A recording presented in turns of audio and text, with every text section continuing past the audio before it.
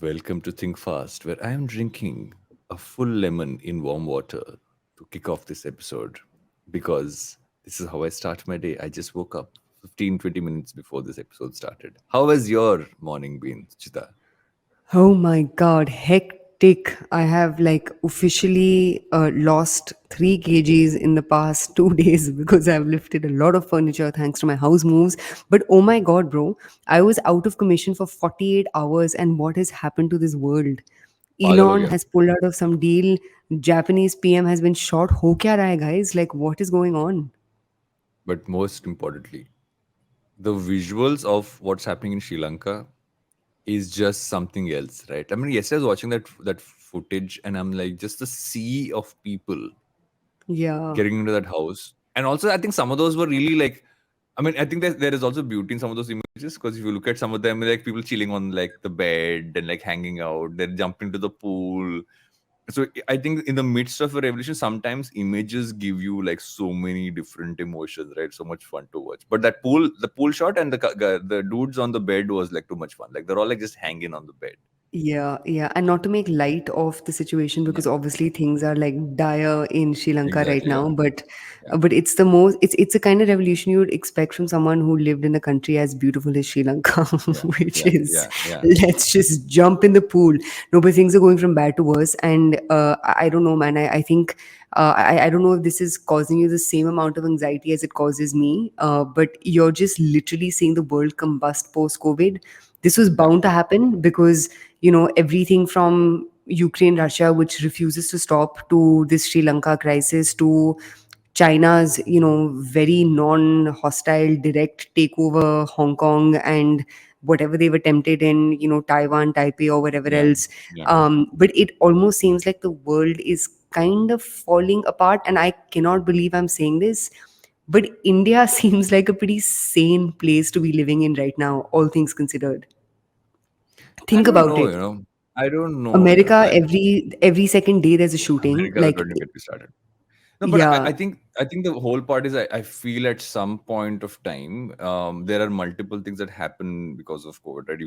Every has really a level. I think all of us have emotions have spiked. We've all like have Hmm. perspectives on things. We've all reflected at different levels. Right? You kind of looking at the world in a slightly different lens.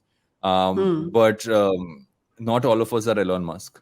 Um, so we are not adding to the combustion in that sense. Yeah. But speaking of Elon Musk, have you noticed that Twitter blocked him, suspended his account on Friday after he said Dude, he's pulling as out they of the deal? should.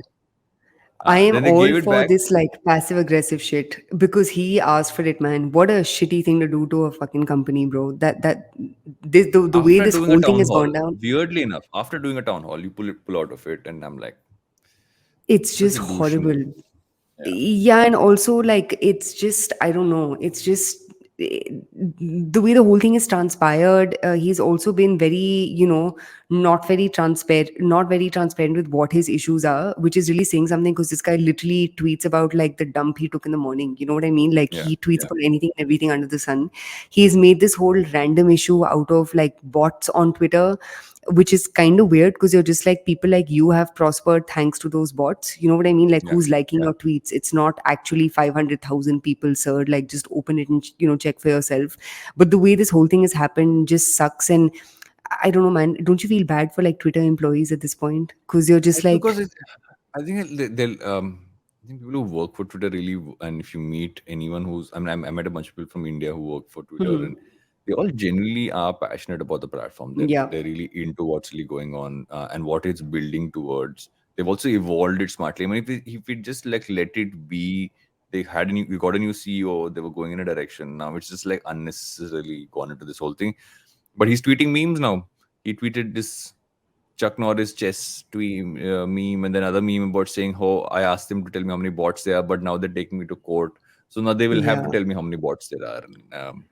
Anyway, But he's going I to would, lose money one way or the other, bro, yeah, because the I don't think he deal had like cares. a I mean, irrespective of whether he cares or not, it's just one of those, unnecessary legal headaches for both parties combined. I mean, I can't Yeah. imagine his companies being like, I can't imagine this guy has a dearth of legal issues, right? In Oh yeah, too between, many. yeah, the number of companies he has and number of things he does. But Twitter, things seem to be business as usual at Twitter, because they have apparently sued the government of India, Yeah. which is fairly interesting, and Yeah. a weirdly cool move for them to make in the Hmm. midst of all of this. What was your It's thought going on on. this little thing, Mujig? There's been this discussion about just like blocking content. Right? I think this has happened in a few other countries as well, and Twitter's always kind of taken a bit of a hard stand on this. And I feel that what's eventually going to happen is there is a rumor of some of a feature that might come in the next OS for Apple, for instance, Hmm. which might actually stop governments from being able to track certain pieces of your information and things like that. An early rumor, not sure, we won't know till September, October, but I feel it's going to eventually become a point of saying when obviously governments want to regulate and want to Yeah. control a certain level of it, that's what governments do as part of their overall mandate. But when platforms are global, this causes a certain level of conflict in who controls, to use Elon Musk's term, the town square, right? Who controls the town square? Yeah. And I feel these things are going to happen more and more. The more we live online, the more we go into the metaverse. I feel this is going to be like I think that's the start of it. Like there's going to be so much escalation on this front of like two separate parallel bodies regulating the world or Yeah. deregulating and regulating. And that leads to like a lot of stuff. Like, I mean, if you look at the assassination of Shinzo Abe, it's so bizarre the way that happened. Just the That was story is just, wild. yeah. Just And like, unbelievable. and I was just I just briefly looked at I think one of the latest reports about saying even the reason why the person who killed him was because he thought that there was something he was doing to defame someone in his family. I'm not entirely sure. I haven't fully read the report, so Literally, not when I going saw deep that into piece it. of news, my immediate reaction was he in America?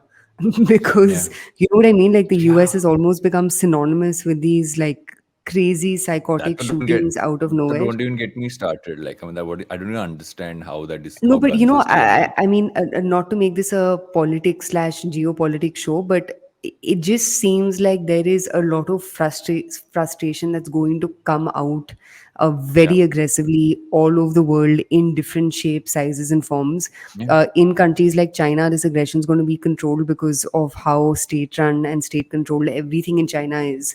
But yeah, imagine, you know what I mean? It's almost like there are these little fires being lit everywhere, and yeah, all that like frustration and hatred that you have either towards the government, another community. It just seems like there are avenues of that being born, daily. But moving back to all things business, TikTok has abandoned its e-com expansion plans in you Europe can and say it. US. You can say it. I told you so. I told you so. China is literally the only country that has shown any amount of legit content to commerce conversion. It's the only country where live streaming and live shopping has taken off. Worked. So I am and it just hasn't happened anywhere else. And I think the key thing to remember over here is dynamics in between, in countries are different. There are so many startups that have attempted this in India. None of them have worked. But in any case, TikTok has abandoned its plans, and I can buy myself a T-shirt that says Suchita was right, is right. But What and else on has the been other front, happening? our friend Ashni Grover is back. He's set Oh up his my new company. God. He's Behen registered is a back. company called Behen is Behan back. has registered a new company called Third Unicorn Private Limited. Little on the Oh nose, my isn't it? God. That's what it's called. The actual registered company name is Third Unicorn Private Limited or something like that. Like Third Unicorn is first two words. I didn't go beyond that, but that is what he has registered and what he's working on. That is the official Oh my registered God. company name.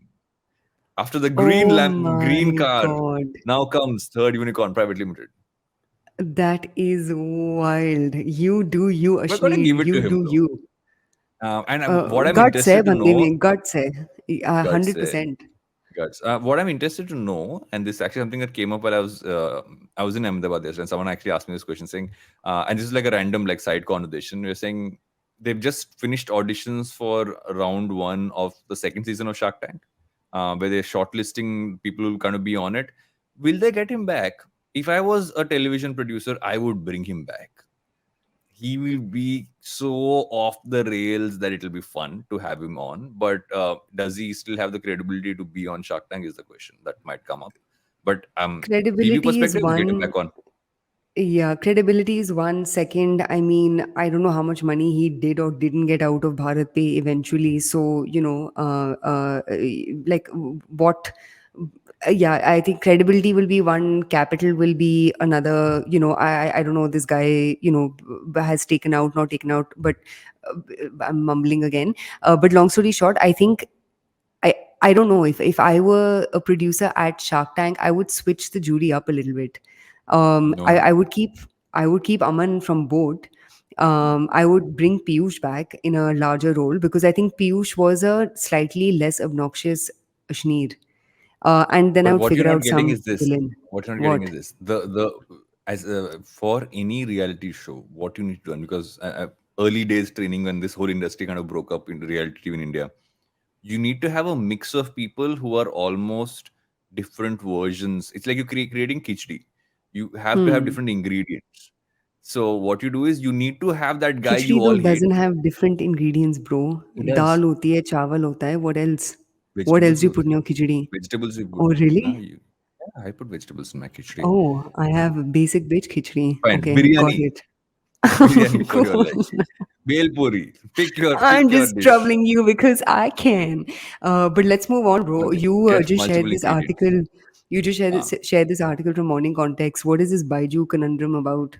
So there's something weird happening. I mean, I've been following this article for a while. Haven't brought it up on the show because I want to see how legit it was. But there seems to be a certain gap in the round that Byju's announced earlier this year.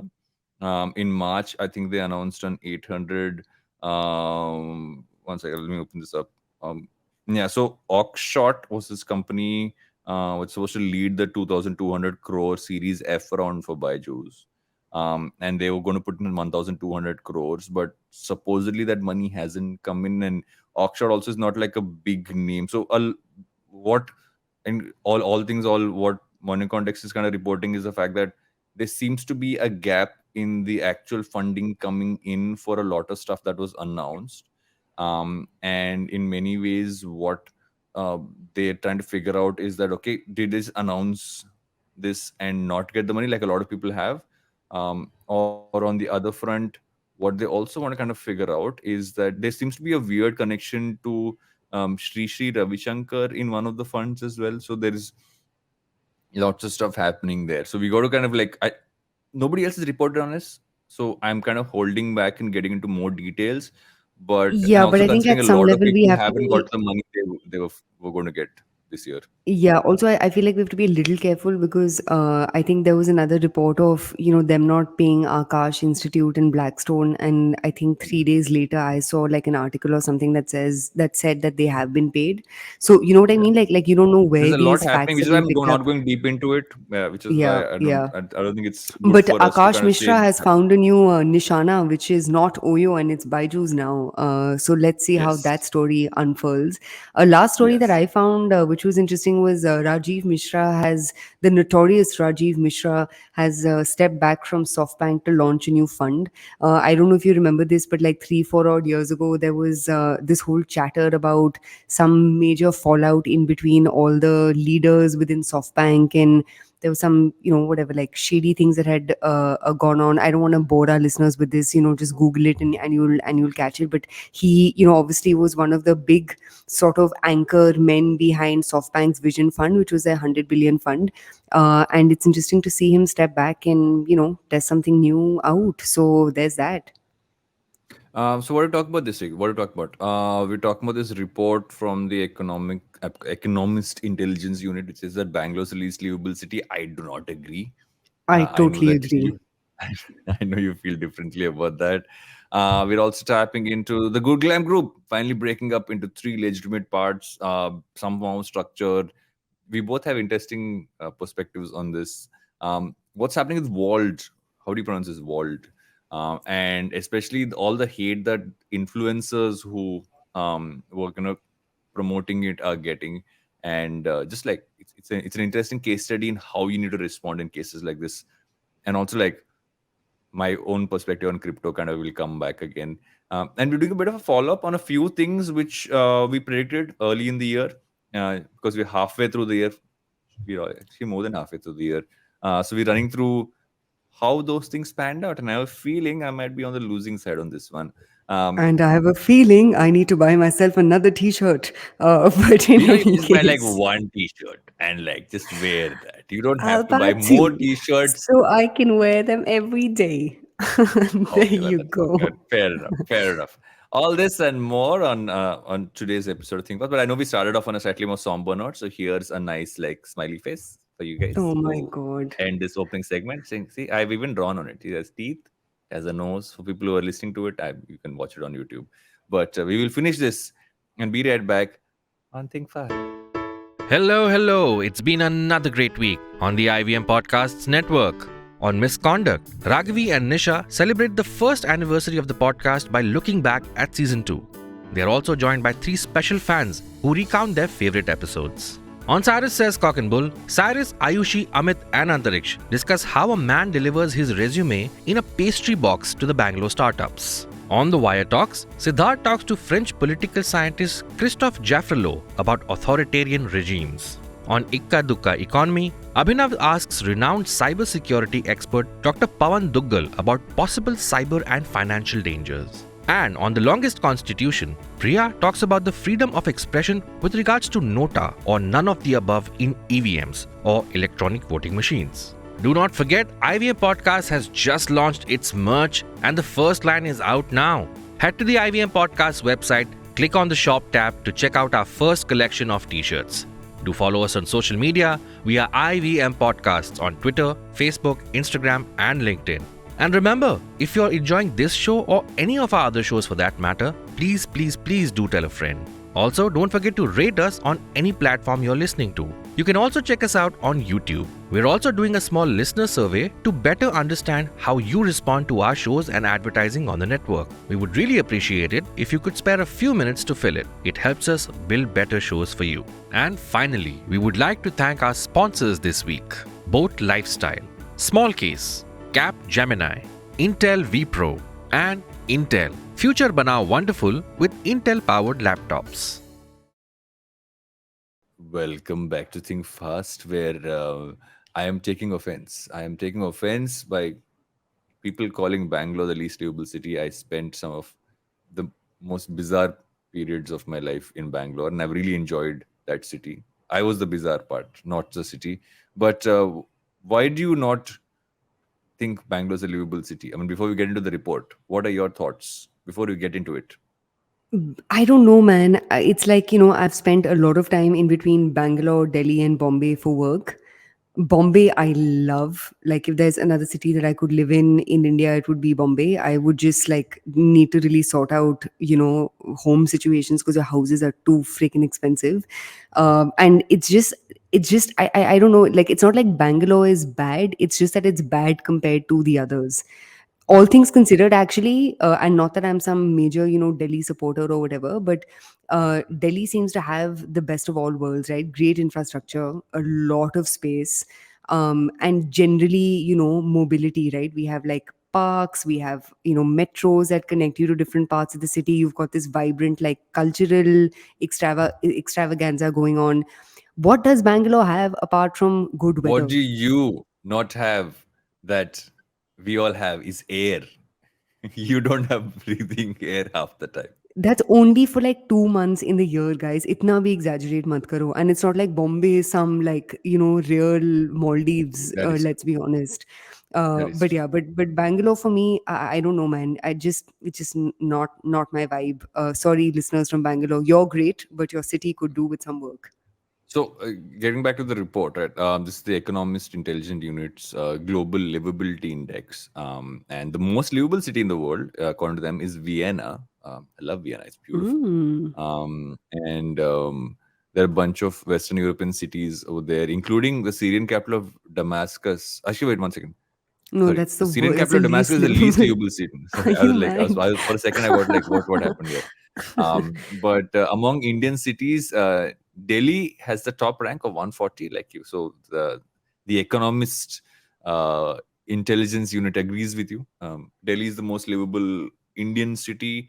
Bombay is just like 1 point behind. It's not bad. I thought Bombay would be far lower because I have many points of view on Bombay and how it is to live in this city. Chennai is at 140. ये क्या है? Line में दिया है 140, 141 Bombay, 142 Chennai, 143 Ahmedabad, and And 146 Bangalore. 146. It's not like they're that far apart. So I don't think you can Yeah, call it that. 100%. I mean, itna I close hai mean, to like, yeah. everything, this is basically like a comparison in between bad and worse, right? So in the general index of bad to worse, where does everyone stand? I don't know, man. I think so Bangalore obviously has one obvious issue, which is infrastructure, Infrastructure. where that Yeah. city is crumbling. It cannot handle the number of people that live there. It was never meant uh, to have so many people. That's the problem. I mean, dude, one could argue neither was Bombay nor was Delhi, but people figure things out, right? And cities also evolve and improve and iterate over time. It's almost like there's no like municipal corporation, like Delhi for I know Delhi has a lot of challenges and issues, but at least your basics are taken care of, right? If I need to go to a hospital, we literally have some of the best hospitals in India, in Delhi. If you want to get an education, you have Delhi University, you have the IITs, all within the general sort of and you also have very good private colleges, all within the construct of Delhi NCR. Bombay, also again has an IIT. You have your creative colleges, like what do you guys have? What is in South We have Bombay? Xavier's, etc. Yeah. Xavier's, etc. Yeah. But like, what does Bangalore have? Bangalore has Christ. What else? Hmm. Christ, NLS. there's actually a lot of colleges. See, also the thing is in Bangalore, it's a lot more engineering colleges and stuff like that. Little spot. I studied there. I lived there for my 11th and 12th and my entire long engineering degree. Hmm. So there are a lot that the problem is, and I'm talking just from a hindsight perspective because I was there at a point when it wasn't as crowded. Is that Bangalore was always this like retirement place. People go there, chill, and then the whole IT Yeah. thing kind of came in, and it's just kind of those roads is very tough to expand because of the way they were built. So suddenly, like it just got. I mean, I don't know how they could have planned it better. Maybe they could just almost build like a done it all in Mysore instead of doing it in Bangalore in terms of the IT hub thing. But I mean, that's a hindsight point. Bombay has similar problems. I mean, Bombay half the time is kind of crumbling around, and it always feels like it's in construction mode, right? There's never a construction's over mode in Bombay. It's always in construction, but I think it brings a larger point. I mean, obviously, looking at these indexes, it's also very like they're very close in terms of numbers, etc. But I think the core parameters of what you need to be able to build businesses and to live in a certain place. These are things that you want to have infrastructure in place. You want to have culture there. You want to have stability, and just from like crime, etc. Space as well. You also got to have like gardens and lakes and places people kind of go out, and that's what people expect from cities. And the more you kind of go and yeah, jealous means add in local transport, yeah, like just having local transport which is a little bit more legit, like Bombay did something Yeah. which I thought was very suspect initially, but I think it made sense. Is they made all the buses smaller but they just increased the volume of them so they can kind of Hmm. move through traffic faster. I think that was a smart thing which they kind of did at some point of time. But I think the larger sense, as you look at some of the major cities across the world versus the major cities in our country, I think that's the one big thing, that just how are you scaling up in a planned manner is sometimes something we don't think about enough. And I think a lot of the tier 2 cities do a better job of that than Yeah. a lot of the metros in that sense. I think that's really the point. I think Yeah. at some point you should pick up infrastructure and see maybe what's happening in that What's space. being That would be built over interesting there? to see. Yeah, I think one last point on this for me, personally speaking, apart from, just generally space to live, breathe, be yourself, etc., etc. I think for me, the culture that a city has is so important. And I mean, professionally, I work at LBB, right? Like we're like Mm. the center of all cultural things that could possibly be going on within a locality. So I genuinely have like a very sort of a bird's eye view of of generally what's going on in the top metros. And again, not that I'm the biggest karta dharta of Delhi, but the cultural scene, whether it's, Yeah, I agree. theater, pop-ups, movies, just dance, drama, It's sad whatever, though. Bangalore have a books. lot of that. I again feel it's the Museums, dude, look at the yeah. number of museums that Delhi has, and they're all so well maintained. And I think, I'll give credit where it's due, which is there is a lot of ownership from Delhi walas when it comes to their city. Like, for example, if you look at something like the Kiran Nadar of Museum of Art, it's a private endeavor, man. You know what I mean? You look at something like Sundar Nursery, that's come up so well. All of it is donor money that's gone into making the city more hospitable and livable. You see places like Dhanmil compound. I haven't seen places like Dhanmil anywhere else, I have in no idea what India. you're talking about, but I'm going to go with what you're saying. Come to Delhi, basically, is my point. But enough Fine, dunking on fine. Bangalore. I think we have this has become a public policy and general news show in this first part. Listeners are like, 1 second, is this the same show I've listened to every week? So, guys, getting back to regular programming, one of our favorites of all time, the people we still love talking about. We're like, why are we not talking about them enough? Good Glam Group is back. In the news. Took some Yes. time, but now they're here. So Good Glamm Group, obviously, after the ton of acquisitions that happened, they just announced that they're reorganizing their overall business into three specific units, three divisions: Good Brands Co, Good Media Co, and Good Creator Co. So putting all their brands under these three divisions. They've announced clear leaders for all. So Suklin Aneja, Suklin, who came in some time back to be CEO for the consumer brand business. She's going to be leading Good Brands Co, Good Media Co by going to be led by Priyanka Gill, and Good Creator Co by Sachin Bhatia. They've also really kind of set up an entire international business division to kind of take MyGlam to the Middle East and Southeast Asian markets. They have also announced a leader for that unit as well. I think it's an interesting move, especially because this is something they needed to do. We've spoken about this in the past. We were saying how are they going to organize this and kind of structure this, right? Um, so I'd say in some ways it's a good thing. It's a good announcement. It also, I think, will make investors feel a little bit more secure, because this kind of shows that that whole like mad spree of acquisitions is kind of done. Now it's about structuring and consolidation. Yeah, I don't know if this is a little too late. Mm, I think that would be my like 2 cents over here, because, logically speaking, the split makes sense, but their business is like literally predicated on these three pieces working really really well and seamlessly together, right? yeah, If you look at any of the public pitches that any of the co-founders make, they keep harping on this thing of content to commerce. Now, I don't I've said this multiple times in the past, but I think content to commerce is just a rebrand for content marketing. I don't know what else it frankly is. But I don't know. I think this may be uh, you know um, it, it may be too late in the day, and I think the other big consequence of this is going to be a bit of a cleanup internally, mm, because the one big question, and you always said this from the get go, right, which is how can your strategy come after your acquisition? Your yeah, strategy needs to come either before or during the acquisition. It can't be an afterthought, because someone's going to pay the price. And if you look at the business that they're in, they really, and if you look at all the acquisitions that they made, irrespective whether the acquisitions were in content or in CPG, they were essentially acquiring brands, right? And yeah, you know how it is, dude. Brand equity can be lost if you're not consistent with what the brand's mission, promise, delivery, etc., etc. is. So yeah. my 2 cents on this is, you made all these acquisitions. I don't know how much brand equity is left for the brands that they acquired. And it's also because, I mean, it's no one's fault over here. It's just I genuinely don't know what their numbers are, right? I don't know what their growth has been or hasn't been. I don't know if Momsco has performed better or worse post acquisition. I don't know if Scoop Hoops performed better or worse post acquisition. But Yeah. keeping all of that aside, and knowing that we don't know any of the facts, it just seems like, I don't know,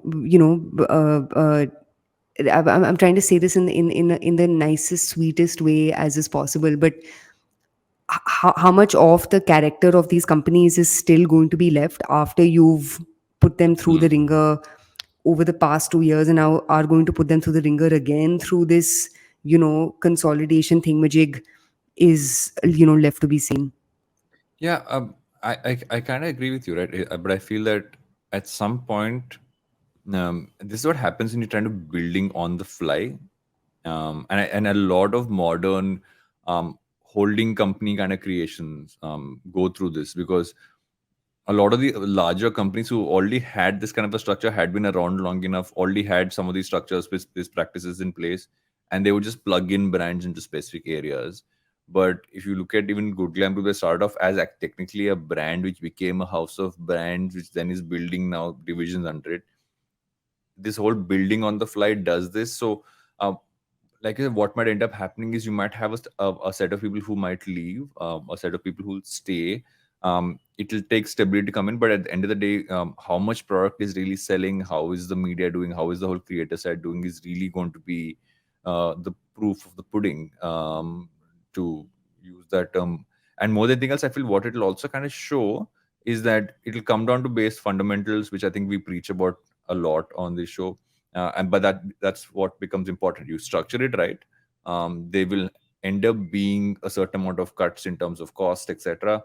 But at the end of the day, they got to still always make sure that while all this is happening in the background, core focus on product being sold, on media being grown, needs to be there. And at some point they need to talk about those numbers, which I know it's not a public company, so they don't have to talk about, but that's really going to show. And um, I know they did announce a few things. I know that Baby Chakra was getting into the CPG product side of things a lot more as well, is what I remember they announced in terms of the baby products recently, and a few other pieces. But But the it's question not over a there would be consolidated. why, dude? Like, why you bought the Mom's Co for a reason, right? Mm, And my assumption would be that you bought Baby Chakra to help propel the quote unquote content to commerce, also known as content marketing, growth for the Mom's Co.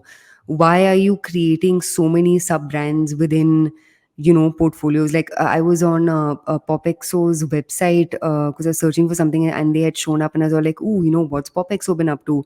And you open the website, and there's this like shop section, and it has a bunch of their own brands. So to me, it's a little confusing, because there's a big difference in between being a house of brands and then just mm, launching brands for, I don't want to say the sake of it, because I'm obviously sure that there's some math that's been put behind each and every one of these engines. But yeah, it's kind of like, what are your brands? Like, are your brands the Mom's Co, or is your brand, Baby Chakra's private label?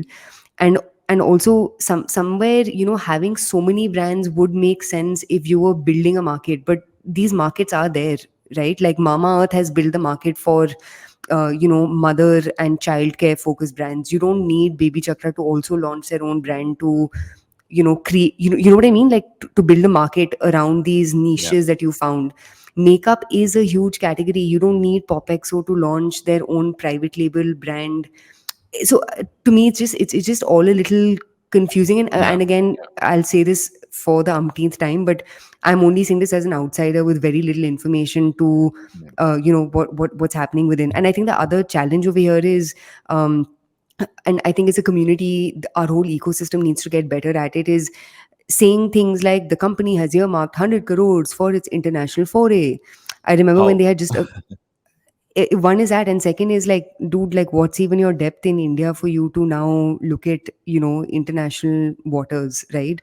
But uh that's actually where I think I have a slightly varied perspective. Is that I feel a lot of companies are realizing that the depth of consumer buying in India is not going to hit the numbers they would want to hit, and they might be to considering justify this. their valuations, Exactly. which They're trying to is figure a like kind way of to get in bonkers dollar because you're revenue. retrofitting. I don't know, man. I think that's what's happening. I think because the most companies I've spoken to in recent times have all spoken about how they want to focus also on the Middle East, how they want to get. I mean, SaaS companies though are talking only about the US market and the European market and the Middle East Because that's the market. only market that exists. Like SaaS Yeah, has traditionally never done well here. and so and I think that's happening with CPG as well. So what might be interesting to look at is to say that, can you only hit your valuations and can you only hit your numbers now if you think from a global perspective at a point of time when the entire world is thinking more local and more nationalistic? So it's interesting times. But before we dig into the next one, I thought we should take a break and be right back with the Vauld story. Welcome back to Think Fast, where Suchita will talk about her crypto portfolio right now. How much crypto do you own, Suchita? Where all do you? Are you in Solana? Zero. Oh my God, that's the next bubble that I can anticipate bursting. I don't know, man. This story was wild. So, listeners, we guys are specifically referring to this excellent story that was, broken on the internet by a bunch of tweeters. But there was a very good article that Shefali Bhatt wrote about the world crisis. So, before I ramble and bamble, VD, do you want to give us a TLDR on what is happening with yet another crypto crisis? So, Vault was this company that was selling you almost like an FD version of crypto. So they pitched it was pitched as a crypto FD. A lot they used a lot of influencers and content creators to kind of promote it out there. People are putting in like tiny amounts of money, and everyone's saying this is better than an FD. This is that is how it was kind of pushed out there. Obviously, with the crash and everything else happening, they have literally stopped all withdrawals Hmm. temporarily. And you can't put in money, can't take out money. But I think that not take out money is where everyone's like freaking out, because how can you not let someone take out their own crypto? And Because it's so going to come as crashing down. and so what's happening is that especially consumers have turned to the influencers who said you should buy, get like start an account on Vault, and saying you are to blame because you got me onto this. So some of India's like top finance YouTubers like PR Sundar, Ankur Wariku, Akshat Srivastava, and Anish Singh Thakur, who runs this channel called Booming Bulls. They're all been like really pulled up for, okay, guys, you made us buy it, you figure out and get our money out. And they've all had varyingly different kinds of responses to it.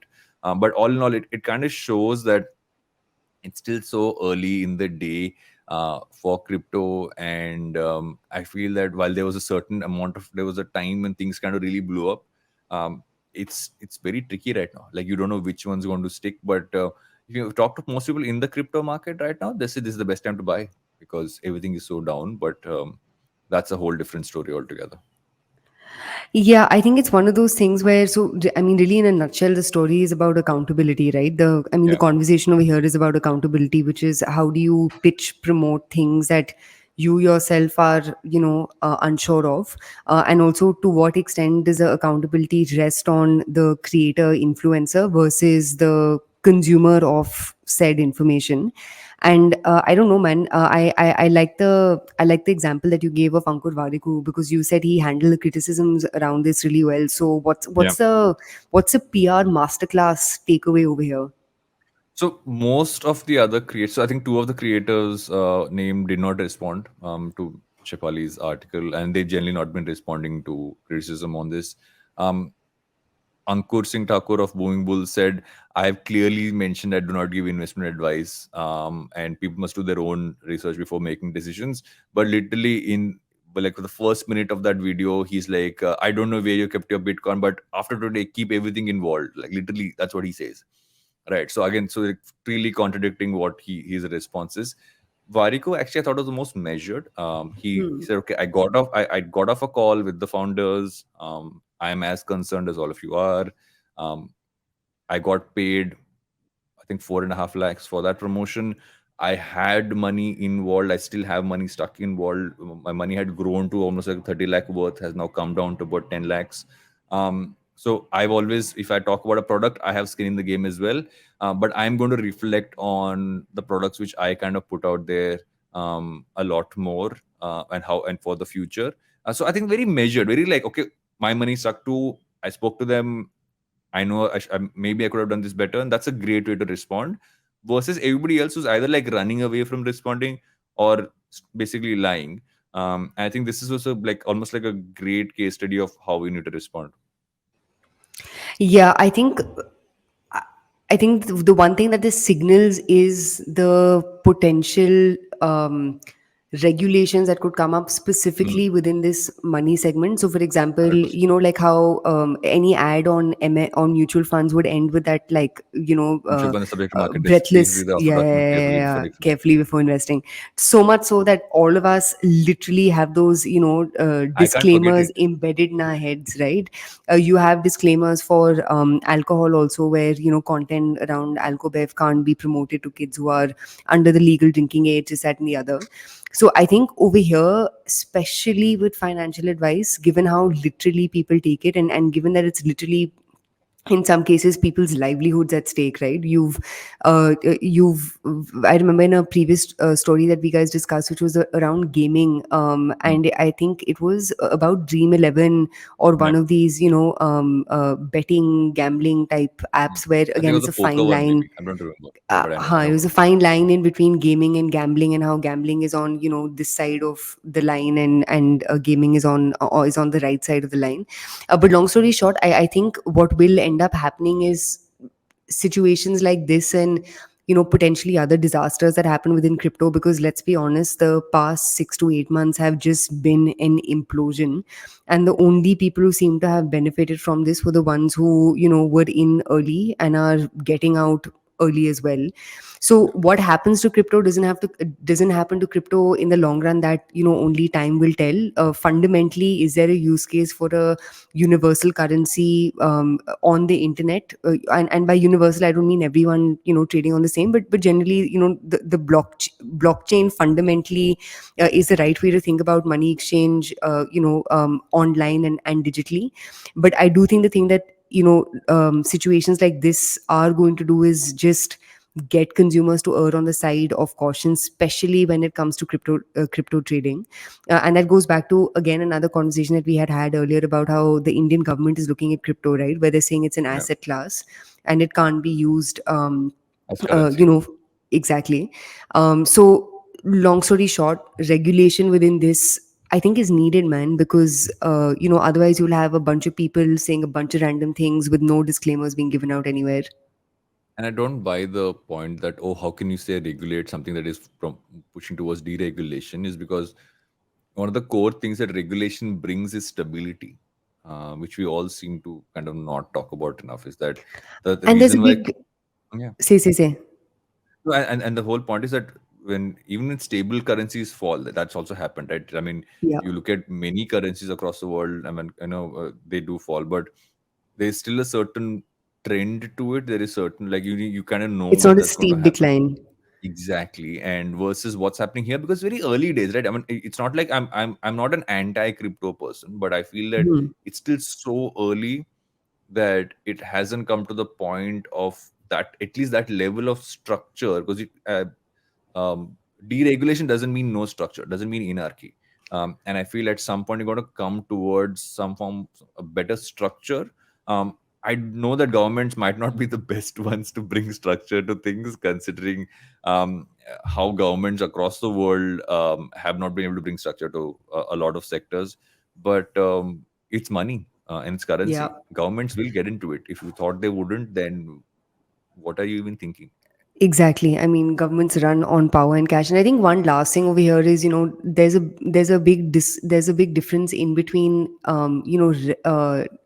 in between, like, regulating something and banning something. And I think, Exactly. especially in cases like this, just simple disclaimers, right? Simple, like, just making it mandatory for influencers to, because I get that even they have to earn money, and you Yeah. get, and I totally understand that advertising is a revenue stream for them, but literally just starting your pitch saying that, guys, invest at your own risk, we take no liability for what, you know what I mean, like somewhere Yeah, just just saying add that that the slate in. onus of this decision, exactly, land is on you. I think that's what's needed over here. Yeah.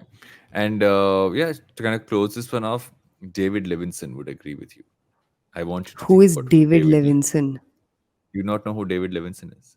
No, My I don't. favorite, this is my favorite toy. He's my favorite character from the movies of all time. Guys, Uh, Varun is back, fondling inanimate objects. Lovely, lovely. Middle age crisis right around the corner. yes. But speaking of middle age, since it is the middle of this year, we're doing a throwback to our uh, predictions from early in the year and seeing किसका prediction सच हुआ, किसका अभी तक पानी में पड़ा हुआ है? Because it's raining. I feeling I'm going to be in Pani. But let's look at what you first predicted. You predicted that LinkedIn would be emerging big on content, that they would go deep into content creators, really push the whole creator piece up there. And did Yeah. it come true? I think so. So I, very specifically, I had said that LinkedIn is the next quote unquote social media platform for people to watch out for, because they figured out their audience engagement. It's become a daily use case, and pure bias, but it's become a daily use case for me, where you're just opening up the feed, even if it is to make fun of other, retards on LinkedIn. But you know what I mean? Like that habit creation has happened. People are writing long forms on LinkedIn. I'm seeing all sorts of, that LinkedIn creator program that even you're a part of has become big, where now founders want to be in the know, and generally in the thick of things. And obviously, I think the biggest thing that's happened over here is the entrepreneur as the influencer, right? Which mm, and when this prediction was made was last year, when Shark Tank had, just sort of yeah. come out and was ruling the roost, and you saw everyone sort of sharing their founder stories and this, that, and the other. But long story short, I think I am like 80% right on this one. I But agree with you, jury's man. out. What do you think?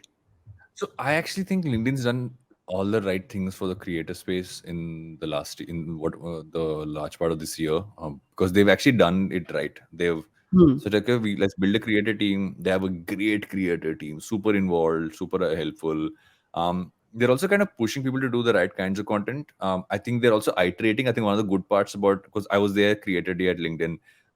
And one of the things which I really thought was good was they were taking feedback on which parts of the product were good and what weren't working for creators. We all had perspectives. They were listening, they were taking notes. Obviously, they didn't promise that all of those changes would happen, but the fact is they're doing that part. But more than anything else, if you are someone who's creating content around business or professionals, they are now your go-to. That used to be Twitter. It's Yeah. not Twitter anymore. I feel it's LinkedIn, and the more and more, there were a bunch of creators there who really literally grown careers on LinkedIn now by becoming consultants and all that stuff, who are also come for creativity. And I thought that was showing that just going deep into one niche as a platform, and because you already had the credibility, you just build the tools now. I think it's they're definitely there. I think it's only going to scale more because they've added so many interesting features which they've been testing, kind of putting out there. And they're the only ones who have organic reach, yeah, till now at least. Correct. That really helps. Absolutely. So yeah, I definitely say they're doing this, and I don't think there's anybody even close to them to kind of Yeah. take over that professional side content piece. Twitter's kind of like, we know what Twitter's doing, so Yeah. um, Yeah. Yeah. Yeah. But that's a whole different game. yay, Suchita Yes, won. Varun, yes, you what won. about you? I think one of my predictions was that creator-led brands would rise. So I would say that's a 50-50. There are a lot of creator-led brands now. This year's had a spree of announcements, right? You've had everybody from a Bionic on one end to an Ekta Kapoor on the other end. She's a creator as well. Hmm. So I think in that sense, you've had a lot of that coming out. How many of them have been breakout successes is a question mark. And I Is feel what's zero. hoping also is Let's be honest. creator-led brands. Creator-led brands is also as much celebrity-led brands. Hmm. So ton of celebs, and especially from Bollywood and the South, etc., who kind of build their own brands. And you have Rana Daggubati who launched his personal grooming brand. You have a lot of that happening.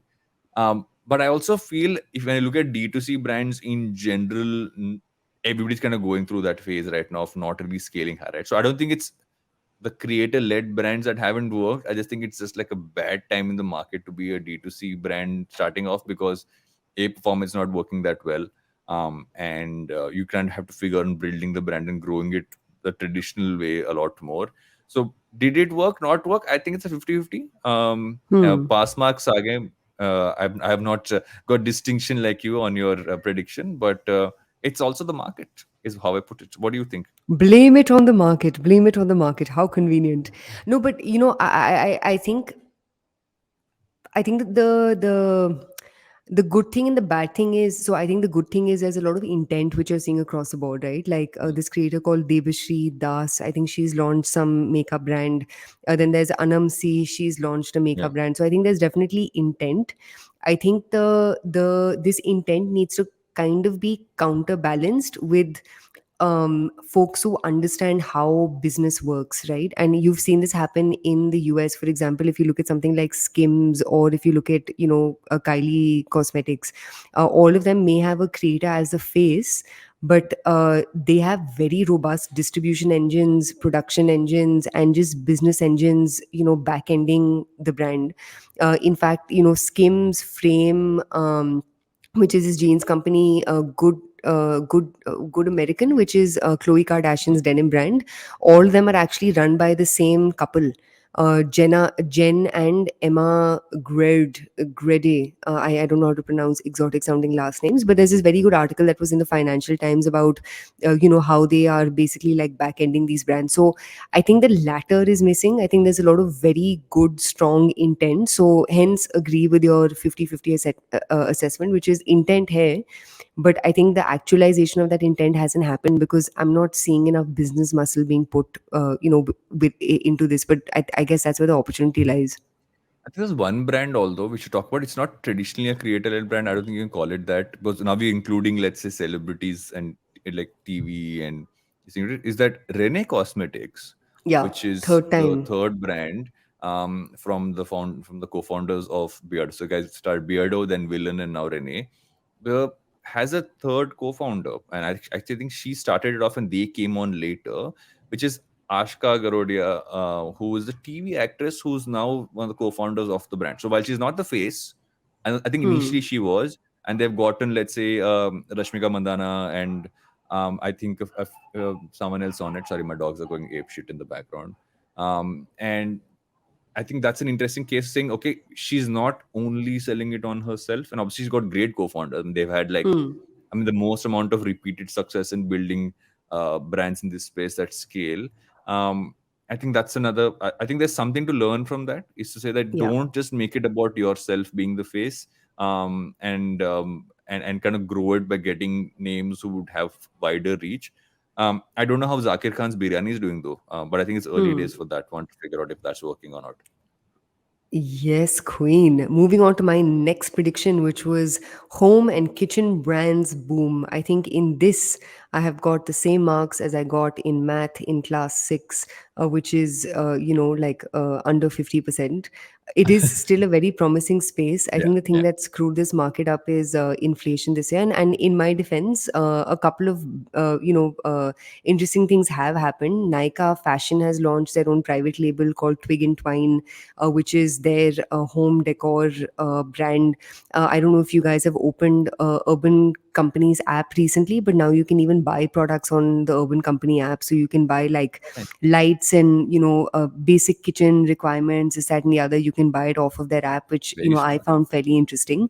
And obviously, there've been a couple of investments in this space. So I think Westbridge did a couple of investments in home decor marketplaces. Nest Roots raised some amount of money within this space. So not the amount of breakoutness that I would have anticipated. But that said, I can't disclose too much around this, but there are a couple of companies betting very, very, very aggressively and very big on different subcategories within home, which I think we'll see around October, November, December. So watch Secret out for news. that.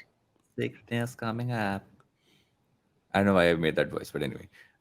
What is my next? I have actually forgotten some of my predictions. I think I have another prediction which I made was the growth of the health and wellness space, which I think is continuing to grow. You're seeing more and more brands getting into my favorite gummies.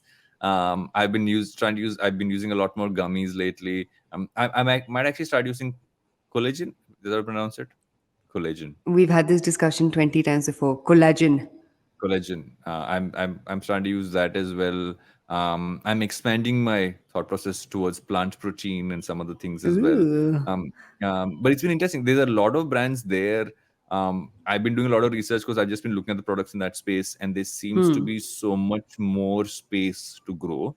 Hmm. I think the big problem there is that while there are a bunch of brands, um, it's still tricky to differentiate between brand to brand. They all kind of seem to have the same kind of products, while the branding is different. As a consumer, do I really care which one I buy is still a question mark. Although I did find some which I'm also confused by. I recently saw one which is like an effervescent tab you put inside water, and if you drink it, it's also like helps you with your anxiety, which I kind of feels a little more medicinal. I tried it. I Yeah. did not. I don't know if my anxiety went away. But I tried it. I'm like, let's put it in a glass of water, drink it, let's see if it happens. But I feel there's a lot of space. While I think growth is there, people are looking at healthier options. Still early days, but definitely a lot more brands today than they were in Jan. So I would Hmm. again give myself close to pass marks. But more importantly, I want to ask a question because something you said little earlier. You said you got some marks in maths. What is the lowest marks you ever gotten in an exam? That is a great question. This was in class 6. I think I got 42 out of 100 in math. That is no, not in maths in general. Yeah, dude, math was like the only subject I sucked at. That is your bad marks. That's my bad marks. But then I fixed things very quickly. So by like the ninth grade, I was like a topper, I once alpha student. in engineering got 4 out of 100 or in a subject. Oh my God. And that And was you the fourth still time I was turned giving out that all paper. right. By the fourth time I was giving that paper, I Oh got 4 out my of 100. God. I was like, इस बार You, मैं pass होऊंगा. Marks came 4 out of 100. how But does one get 4 out of 100? This is an honest question. Did you answer only one question correctly? so no, so this subject basically was this weird one. I continued to flunk that. That was actually the reason why my engineering went on for 6 years instead of 4.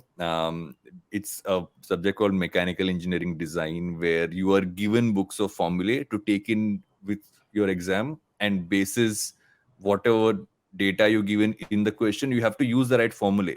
Now, if you use the wrong formula, the answer is wrong. Like there's no like grace marks. You either get it right or you get it wrong.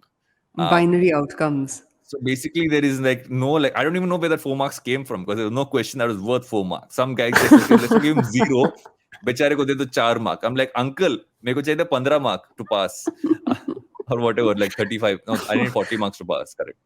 Oh But yes, my that is why I got God. 4. But next time Oh I got my 40. God. So uncle realized that okay, not 4. Let's add a Let's add a zero. zero. He gave me 40 next time. I also आपने wrote उसे please sir. रिश्वत दी In थी. I actually wrote You please, wrote and I can say this on please. I actually wrote after at the end of my answer paper I said please sir. Mummy will kill me. Mummy will spank me. मैं For pass हो गया. I mummy's should have sake, written please sir I had before. a zero. But Oh my God. Yes. Speaking of prediction, you had one more, Yeah, I had which one is on last M&A. one, which, yes, Queen. I said 2022 will be a big year for mergers and acquisitions, especially in fintech. And I think I can safely say I am on the right track for For this sure. one. And I will make one, what's it called? Addendum to this, which is I think BNPL is going to see a large amount of consolidation towards the end of this year because, especially with the RBI and banks, this, that, and the other crashing down, same regulation, this, that, and the other. I think BNPL is going to be the next sort of subcategory within fintech that will see companies coming together, sucking it up, and moving on. But yeah, I would score myself a good 80 on 100 on this one. I forgot what my last prediction was. So I think that Must have been a actually I'm great going to do this. prediction. Let's Must have ask been a great listeners. prediction. Listeners, if you have better memory than I do, then please let me know if what my third prediction was, and if it So was right or obviously not. your third prediction is nowhere close to being true, given that you don't even remember what it But I don't is, remember Mr. most Varun. things. I don't remember most Of things which course. have some What is form your of child's relevance in name? life. What is your child's name? How old is your child? When My is child's Leah's name is birthday? Leia, and she's turning 5 later this month. You are wrong. She's turning 6 later this month. No, no, 5. She's turning She's 6, dude. actually Pooja just told me she's turning 6. no, no, she's turning 5. Varun, you've got this wrong. इतना नहीं भूल जाता Varun, हूँ मैं. you've got this wrong. Okay, guys, before this goes on any further, we will take a break and we'll come back with recommendations for this week. Welcome back to Think Fast, where I found some weird thing on my desk which I'm playing with, which seems to have been protruding up there and becoming like, I don't know what sounds it's making. Oh, wait, it's a What is tripod. protruding? Oh my Uh, God. a GoPro tripod is lying on my desk for whatever reason. But without me digressing further, so what are your recommendations for this week? Dude, I will end with the one thing that gave me a lot of joy this weekend, which was watching Coffee with Karan. Oh, That so much fun. episode with Ranveer Singh and Alia Bhatt was so funny. Her laughter is like a little, like it's a bit of a cackle, like Alia But Bhatt, like it's the so way she cute though. laughs. It's a cute laugh. Sure, that's what some people call it. No, but she's hilarious. Ranveer Singh is a legend. He is so funny. That guy is a riot. In So fact, fun. that like segment on like sex playlist, I was all like, "This is Sex why playlist you are on an and OTT mimicry. I think platform." mimicry was so funny. I was like laughing so much. And because I watch a lot of paparazzi videos, that's my like favorite pastime. I watch like Viral Bani, Woompla, all those channels, and I'm like exactly how all those guys stand in front. But also the Hrithik Roshan uh, Yeah, that was guys too good, doing guys. that's too good. That was excellent. But that's my recommendation, guys. Please waste your life and waste your time in great ways by watching Coffee with Karan new season. My recommendation is actually a movie called Vikram, which I saw. It's Kamal Hassan's movie after a long time. I mean, also like I'm huge like Masi South movie, actually Masi in general movie buff, and this is like great action. I was tripping on that movie while watching. I literally rewatched a few of the scenes after I finished watching it on Friday night. So I'd recommend watching Vikram. It's like awesome, awesome. And also good to see Kamal Hassan back, and he still kind of got it. The eyes still have it. So. The thing about all Dude, South actors, people don't What, realize what's the is we what's the have best? Chachi 420 was the best. That movie was Chia. really funny, of course. Chia! You Oh really my have to god, kind of what pick are up you? Kamal Hassan movies, and you're seeing Chachi 420. That is your pick. Watch Naikan. Actually, there's a scratching dog Dude. somewhere. A dog is scratching something. Naikan. No, I think Chachi 420 was Chachi ace. 420. While you bore us with this, listeners, toodles my poodles. See you on the Okay, bye next guys. episode.